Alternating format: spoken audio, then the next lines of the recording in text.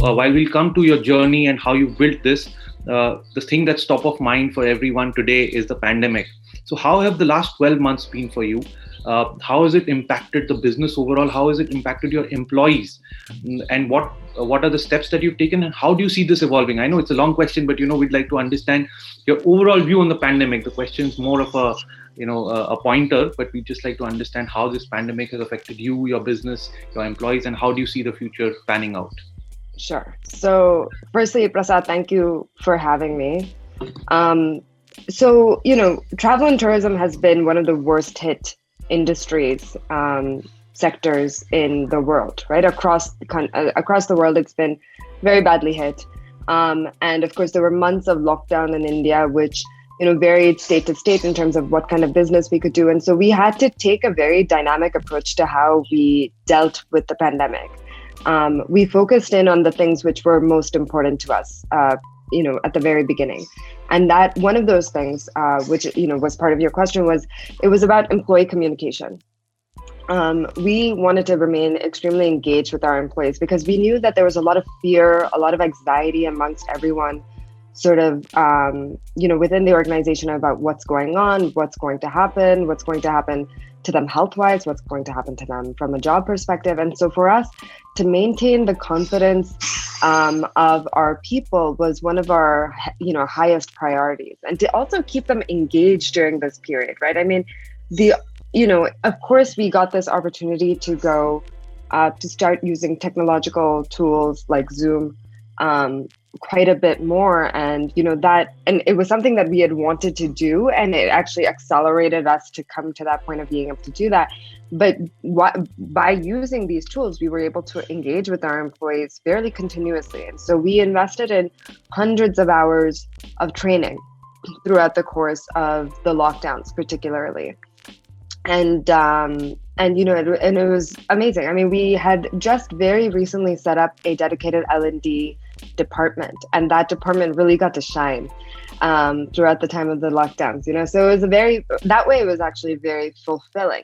We coming out of some of those lockdowns, we actually, looking back, could feel very fulfilled with what we had done during that time, even though business had not really been there. The other two things that we of course focused on while the lockdowns were happening were on communication with our guests to tell them that, listen, we're doing everything that we can to maintain the brands, and we want to be in touch with you, and all of that. And then of course cost rationalization was a huge factor, right? We made a very conscious choice not to lay off any of our employees. We only did nominal salary cuts at the top 3% of the organization. Most of our employees are local people in the destinations where we exist. So it is very, very important to us that we keep our employees safe. So in order to balance those, the finances of the organization, we needed to do, very thoughtful cost rationalization across the group.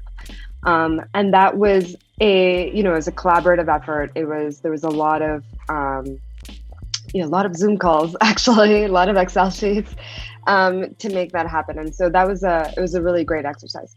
And each of our hotels, of course, came out of the lockdowns at various times. I think the Tamara came out for about a month in June, I think, and then we went back in for a month, and then we came back out. And Kodai was shut for 5 months. Obai Tamara in Trivandrum was never shut, but it was, there was a long lull. And one of our hotels has just recently reopened in Bangalore, which is one of our mid-segment hotels called Lilac.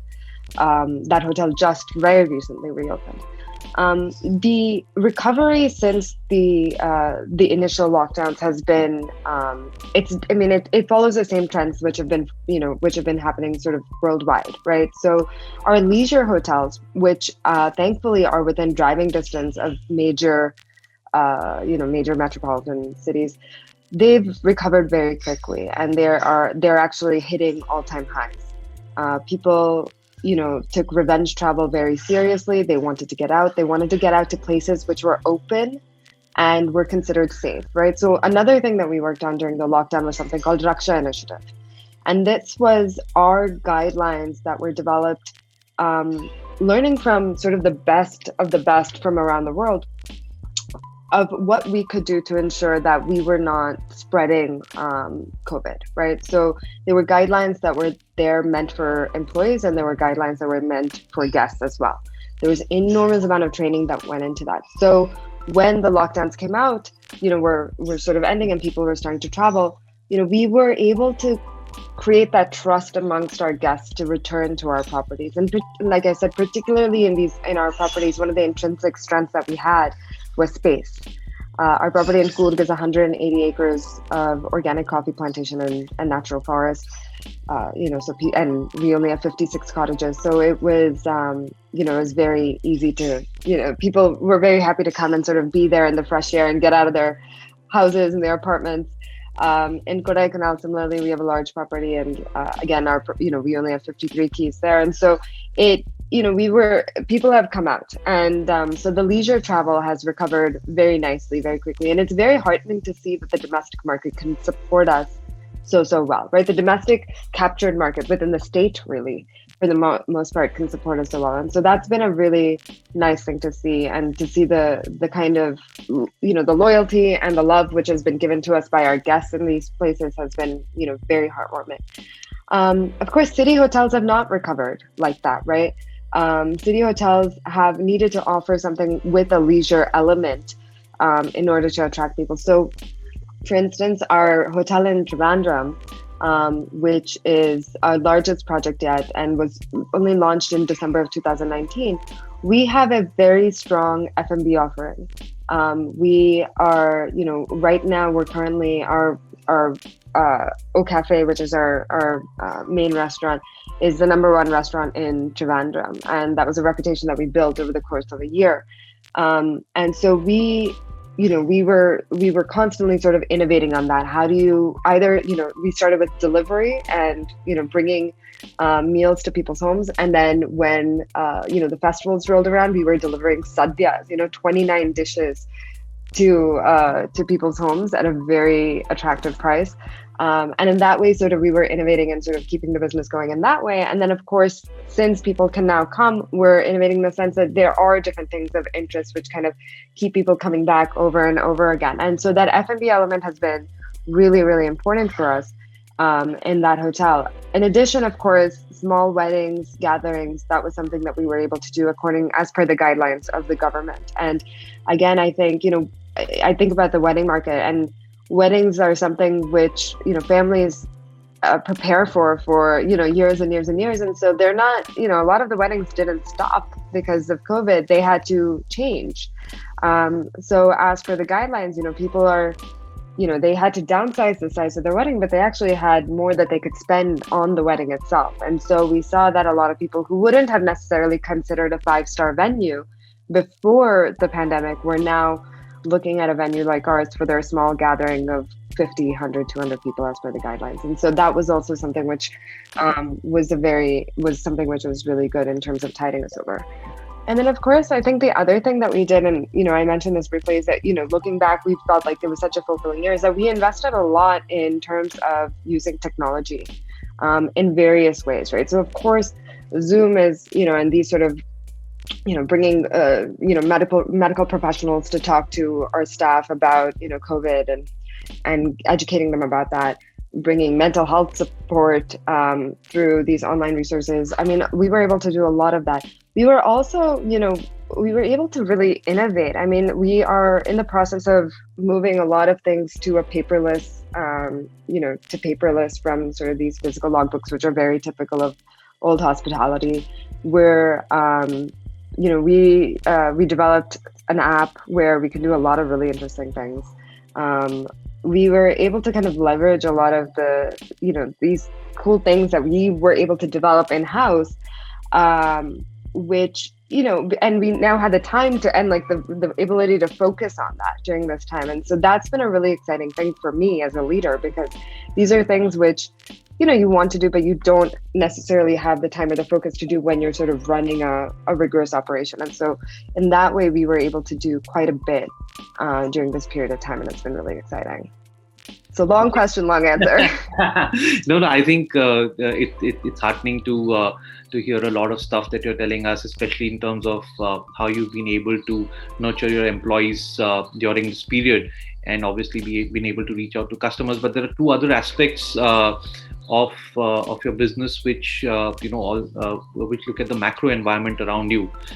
One is obviously, I'm sure, while you work with a number of large suppliers, I'm sure there are also some micro and small entrepreneurs that you work with, right? How have you seen the impact on of the pandemic on what they do, what how they do business with you, and how has there been something that you've been able to do to protect them or encourage them, or have there been any success stories that have come out of the pandemic through some of your vendor relationships? Yeah, so I mean, I have to say it has been difficult, right? I mean, the entire ecosystem was affected. I know even now, a year in, there are still things which, vendors don't have access to, and therefore we don't have access to. So we've had to change a lot of the ways in which we work. We've had to adapt to sort of these new things. We work with, for instance, women's NGOs in Kerala to supply us with our minibar snacks. Like that's something that we were really committed to since the beginning, and I think that relationship continues to exist.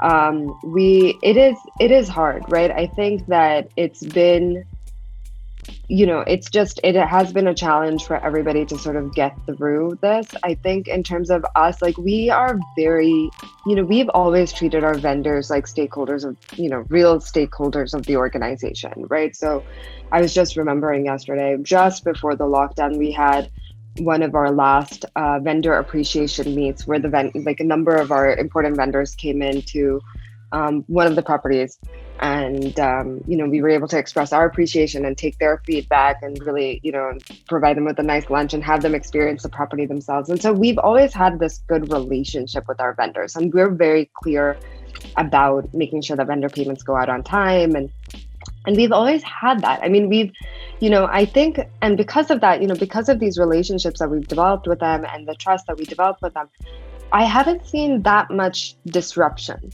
I think that for the most part, they've been, we treat each other as partners, and therefore we are able to sort of, kind of go through this together.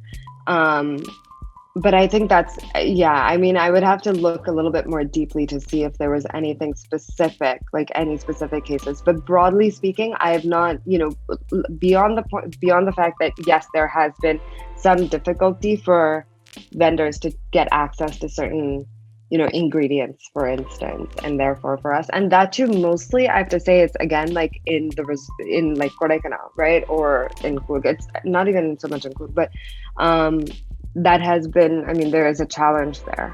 But in the cities and things like that, I mean, there hasn't been that much of a, yeah. Sure, sure. So, other than that, the second thing that I was going to point out or point to was eco-sensitivity and environment friendliness, right? That's something that's a key element of the way we perceive the brand from the outside, right? But from the inside, what are the principles that guide you from the perspective of the environment? We'd love to hear about that. Yeah, so we consider ourselves responsible hoteliers, right? So what that means is that we take this idea of sustainability and we apply it in our decision making throughout. And the tenets on which we do that are people, profit, and planet. So each one of them, if you look at it and you go deeper, you can see it's sort of like what we do, right? So when it comes to people, for instance, we mostly hire locally. More than half of our employees are from the local communities. We do, of course, a number of CSR initiatives within those local communities, whether it's, cleanup drives, whether it's like, I mentioned the associating with NGOs for snacks and other supplies and things like that. We invite local people onto our properties to, of course, train our staff, whether it's in the local cuisine or, in other ways. We also ensure that, the practices, I mean, the HR practices are something which are really sort of top notch. So I think we may have been one of the first organizations to introduce a paternity leave, like, to a much larger extent, like, years ago. And And these were all things that were really important to us. We always believe, my belief has always been, if you treat your people well and you invest in your people, then they will be happy to work for us, and therefore we will have, happy guests, right? So happy employees equals happy guests. So the people aspect of it is one in which we try to work collaboratively and we're fair, right? Our practices are fair and transparent, and we try to have very good practices as such. On the planet perspective, which is sort of the most obvious one, I think people kind of associate environmental sustainability as sort of the core, and it's definitely it's a part of it, and it's a large part of it. So on the planet perspective, what we do is because we control the entire life cycle of our properties thus far, right? So we design, build, and operate. Because of that, we're able to make very mindful, thoughtful choices in the way that we do that, each of those steps, right? So in design, we try to make sure that our properties are as efficiently built as possible, right? And that they're suitable to the kind of operations that we want to do. So what I mean by that is, for instance, in our properties, we typically will not provide plastic bottled water, and we haven't been doing that since 2012. Right. This is something that I know more recently hotels have been doing this, but this is something that we've been doing for years and years. In order to do that, though, you need to have certain infrastructure built within your properties. You need to have sterilization stations. You need to have, proper filtration systems. You need to have bottle filling stations. Those modules are built. They're accommodated within each of the buildings that we create. Additionally, we look at each of the materials. So and of course, each of the hotels, we look at them sort of separately based on the needs. So for instance, Kodaikanal, which was launched in 2018, we used a number of railway planks. They're called railway sleepers, which were essentially upcycled from these old railway tracks. We bought them and we used them, and they're beautiful. And it's a new use for these, railway sleepers, this wood, which is, beautifully sort of cured, but would have been just disposed of, right? So we were actually able to upcycle them and use them within our property. We used a lot of old techniques in the way that we restored the 180-year building that we have on our property as well. So limestone lime plastering, and looking at the architectural techniques that were used, back when it was originally built, and sort of, incorporating that so it could be a much sort of suitable building for that climate. We did that. Obai Tamara, which was launched more recently in 2019, it was a much larger project. Like I said, it was a city project, large building. These buildings tend to be very inefficient in terms of their HVAC, and one of the things that we looked at in that sense was to see, for instance, what was the size of the window.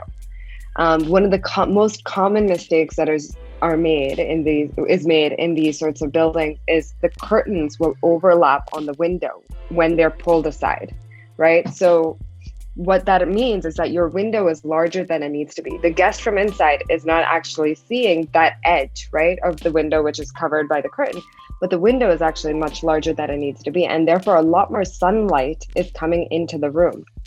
And that sunlight, not that it's helping with the guest experience at all, but it causes heat gain within the room. And therefore, your HVAC load has to actually be higher than what it would necessarily need to be, right? So you would have to create bigger systems. You would have to, use more energy to cool a building where you have these sort of unnecessary strips of glass. And it adds up, right? When you have 150 rooms, that heat gain, it adds up. And so, being very mindful, thoughtful about how these decisions are made in order to make these buildings, as efficient as possible, that was something that was really, really has always been very important to us. So so this process goes through, it happens during the design, and then of course in the building of our properties. And then when it comes to operations, again, each decision is made very, very consciously, right? So like I mentioned, the water. Another thing that we have been doing for years and years in our Tamara property is recycling the soaps which are left behind. These little soaps, people tend to use soap and then there's a little bit of it left behind usually after the guests are leaving. So those soaps are actually recycled into cleaning materials which are used to clean some of the back of the house areas. we look at, for instance, we have our own organic coffee in that property as well. And that was, for us, it was really important that we be organic because we didn't want to introduce, chemicals into that environment. And that in itself has actually been, incredibly beneficial through its side effects because our land, because of the way that we've kind of cultivated our plants, we also don't do too much shade management, which means that we don't, we don't uproot trees and things like that. We've left all our trees. Because of that, our soil is actually really firm. And Coorg as a destination, actually as a district, has experienced a number of landslides over the last decade. And we are one of the few places where we really haven't experienced that because we haven't uprooted these trees. And so it's been sort of this blessing in disguise that we didn't even think about, actually. At the time, we just wanted to leave the trees and make it, a nice haven for the wildlife and, and everything. And the side effect of it was that we've actually been very well protected when the heavy rains are coming and these landslides are typically happening in our neighbors' properties. So it's interesting to see what happens as you do these things. Yeah, and in a number of ways. Sustainability is something that we consider, and environmental sustainability really is something that we consider in all of our decision making, like I said. So again, the going paperless is another initiative that we have taken up, something that we'd like to really push forward in 21-22. And then of course, the last thing is, I spoke about people, planet, and then there's profit. I think on the profit side, what's really important for me is as an organization, we be a very resilient one. And resilience is built through a number of things, but risk management is one of the key ones, right? So for instance, water scarcity is something which is happening just so much across the country right now. And particularly in some of the regions that we're located, water scarcity is a serious problem. And of course, as a hotel, you consume quite a bit of water. And so one of the things that we did to manage that risk and to avoid us from having to purchase water from other sources was to create really serious water harvesting tanks. And so we have, huge capacities of rainwater harvesting in Coorg as well as in Kodaikanal. We do natural rainwater harvesting in our city hotels, of course. We're also looking, we're starting to pilot some solar projects beyond what we've already done, but looking to see what we can do with that more and more. But yeah, I think resilience is something which is so important. And that's also why the organization is built as sort of this multi-brand organization. We haven't sort of siloed ourselves in any single type of property. We're in 3 different very clear segments. We're in luxury, leisure, upscale business, and mid-segment economical. And that's something which I think is for any hospitality organization having that diversification. And of course, we also have diversification with our properties in Germany, with geographical diversification. And that further creates this resilience to the organization. And I think in COVID particularly, it's been very clear, right? Because our leisure hotels have rebounded very quickly. And of course, the business city hotels have not. So that's the way that I look at sustainability as a whole. Yeah. So fascinating insights. I think the point about the soil conservation is something I think that can be adopted by a number of organizations, not just hospitality, but across the board in India, because we see these problems everywhere. And the whole point about the overlapping curtains, very interesting. At some point of time in my life, I was an engineer, so hearing that kind of stuff is very interesting. It also reminded me of a very funny anecdote from an old Hindi movie where the movie is called Golmaal, where Amol Palekar says that if we wear kurtas which are 4 inches shorter, think about how much cloth we would be able to save and how many people we would be able to save. Totally. So, yeah. We've had to, it's interesting, right? Once you get into the details, and really what I realized is that's all it takes. You just need to care. And if you get into some of these details, not only do you save money, because of course, you're reducing your glass, your requirement for glass, you're actually saving money. And that's,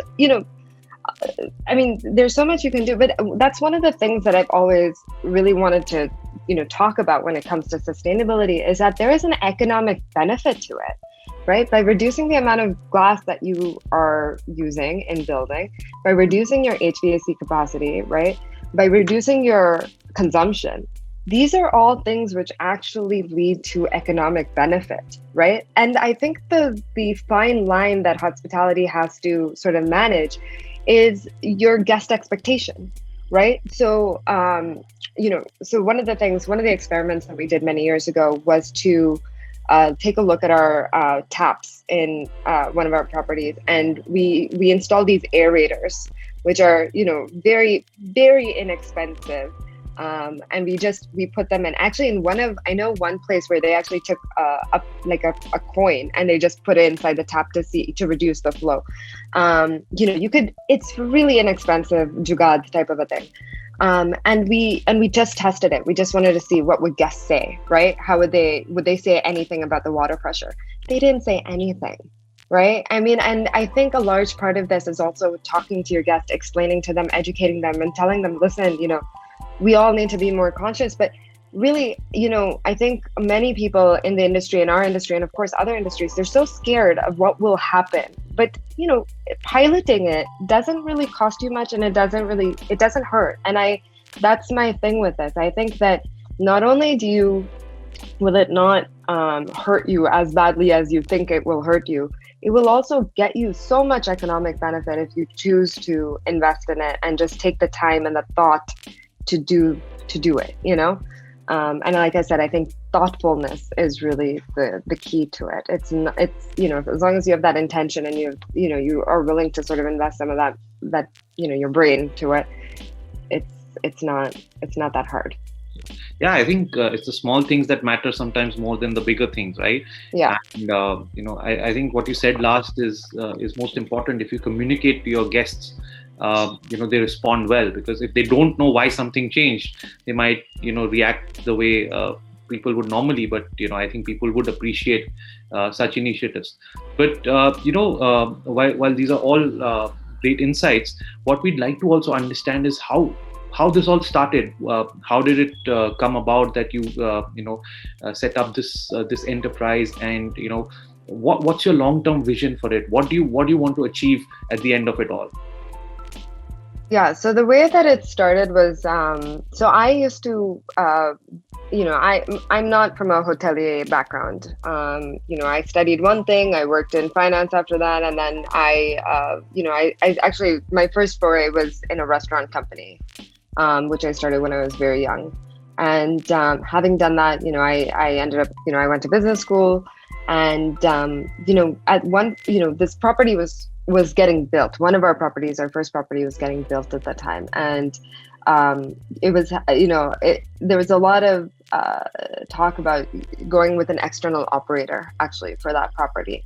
And, with a little bit of youth and overconfidence and interest and passion, of course, for the industry, I said, why don't let's try operating it. Let's see what we can do, right? Let's create a brand. And so it started off sort of with that little thought.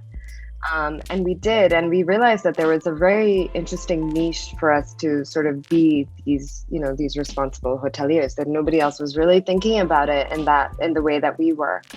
And it started with just that one property, and then we started to grow, right? So we launched our first Lilac so the first property was launched in 2012, just as I was graduating from business school, actually. And then we launched our Lilac brand a little bit later, and then, we've grown. And so right now we have 5 properties in India, and we have 3 properties in Germany. These, the plan for Tamara, I mean, like I said, we were very conscious to create these 3 different brands. And so right now we're expanding. Our next property that we're launching is a property on the backwaters in Alleppey in Kerala. And that will be an Ayurveda focused resort, very sort of serious wellness, catering to people who really want to invest time into their own well-being, and something that we really believe right now is a great time to sort of, offer into the market. And then we have a couple of Lilacs which are under development as well in Guruvayur, Kannur, Kumbakonam. And then we're looking for acquisitions as well. So we're continuing, we're looking at acquisitions sort of across the board within all 3 of our brands, here as well as abroad. It's a the goal. I mean, the initial our goal right now is we wanted to reach 1,000 keys by 2025, and that's something that we are very focused on, and I'm sure we will achieve. The larger goal, of course, is to be one of the best hospitality brands in the country, if not the world. Right? I think that there is a space for a brand like ours, which focuses on responsible hospitality, providing memorable service. Really trying to showcase that, hospitality can be done in this way, which is mindful, thoughtful, and really, working with the local community, working with the local environment in a way which I've not seen mostly. And so that's the point. I mean, I think finally we'd like to make our mark. And we also, one of the other things that, we don't talk about much, but, I'm very passionate about is being truly outstanding employers. I think that this is an industry where we are one of the top employers in the country, right? Tourism accounts for 10% of the organized labor in this country, and it's only. I mean, I think it's about time that we step up and say that we're also some of the best employers in the country, right?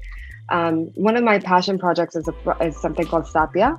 It's within our family foundations. It's running within our family foundations. And what it is a hospitality skilling and mentoring academy for students who come from rural backgrounds, underprivileged backgrounds. And it's really interesting because, one thing that I realized very early on in my career, because I was, doing restaurants earlier as well, is that so many of the people that come into this industry, they're the first people in their families to enter the organized sector. They don't have mentorship. They don't have somebody telling them how to, ask for leave properly. For instance, I mean, it's such a simple thing, you or I, we know how to approach our boss to ask for leave. Some of these kids don't even know how to do that. So they're highly unprofessional when they come in. And as a result of that, there's a very heavy attrition, which happens at the bottom levels of the industry. And this was something that I really wanted to sort of counter and, of course, bring more people into the industry, because there is this sort of intrinsic demand for people that we always need good people. So Satya was sort of a way of bridging that, of bringing more people into the industry, creating that interest, but also sort of empowering them to sustain within this industry. And so, for Tamara as well, I really hope that we are good employers, that we create good policies. We treat our people fairly, and that's something which is very important to me. I think one of the intrinsic passions that I have has always been about creating employment. And I think this is an industry where I get that, I'm able to do that. And it makes me very happy and fulfilled. So creating employment, of course, is one big part of it, but being great employers is another thing which really drives me and the organization. Awesome. So it's interesting, right? There's an industry which we keep hearing is in short supply, right? Anytime we hear about the hotel industry, whether it's for leisure, whether it's for business, all we hear is that we are so short of supply that we could probably double and still have room for growth, and so the impact that it could have on employment, on entrepreneurship, is huge, right? So from that, I'd like to cue into my next question. As an entrepreneur, what would be your advice to people who want to get into entrepreneurship in general, but also into this industry, and also specifically to women entrepreneurs, right? What's your overarching advice, and what are some of the key things that you think they should keep in mind? Okay, so there's kind of three different buckets that you asked me for. I think generally what I tell entrepreneurs is that it's a marathon. I mean, entrepreneurship is very difficult. It's very tumultuous. You go through your ups and downs, and you have to treat it as a learning experience. You will not know things on day one. I clearly, I was just before this interview, I was just thinking about sort of my journey, sort of through my 20s and now into my 30s, right?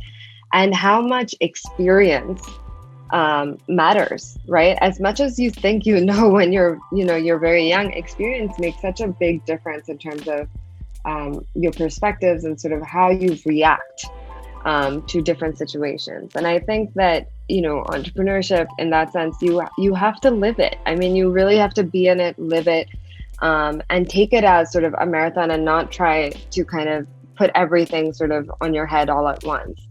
And my hope for entrepreneurs is that they are mindful of people. One of the things that I see in entrepreneurship very often these days, which really it's disappointing to me because I always thought like our generation would be better than this, is to see that they don't treat people very well.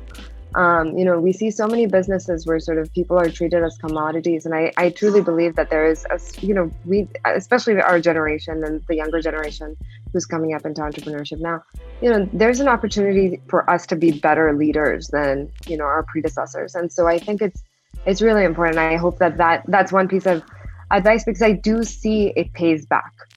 The reason I say this is not for like, a greater good type of a thing. I mean, that's there, of course, but it really does pay back. I have seen that being fair to people, being kind to people, it pays back, and they stand with you when you need them to stand, when you need them. And that's something which is so important in this fickle world, right? And when you go through crises and things like that, and crises will continue to happen. Right. I've seen in my journey over the last couple of years, like there is a crisis every year. Of course, COVID has been the worst, but before that there was demonetization. Before that there was, I forget which one came first, GST. Then before that there's flooding, and so the state borders got shut.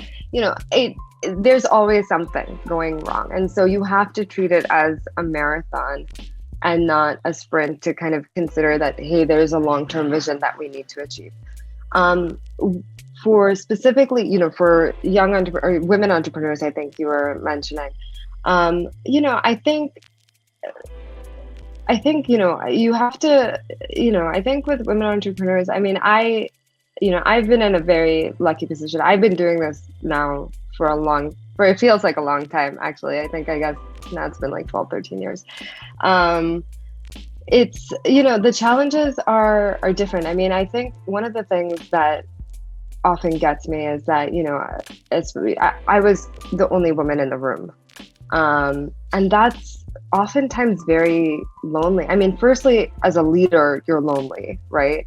And then on top of that, if you're the only woman in the room, it is lonely, and it is sometimes very demoralizing. So I would say try to bring in as many women as you can into your core team.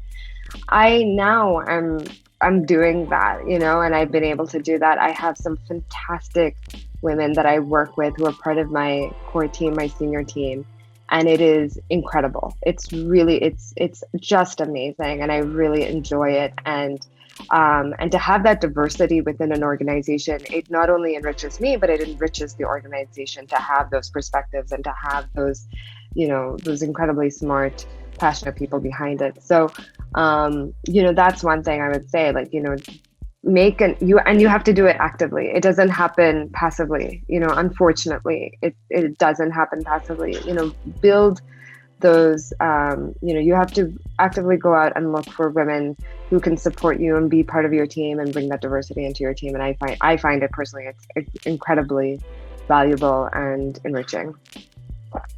Great. So I think we've heard some wonderful insights about your business, about your journey as an entrepreneur. But before we let you go, we'd like to understand a little bit about you as a person, right?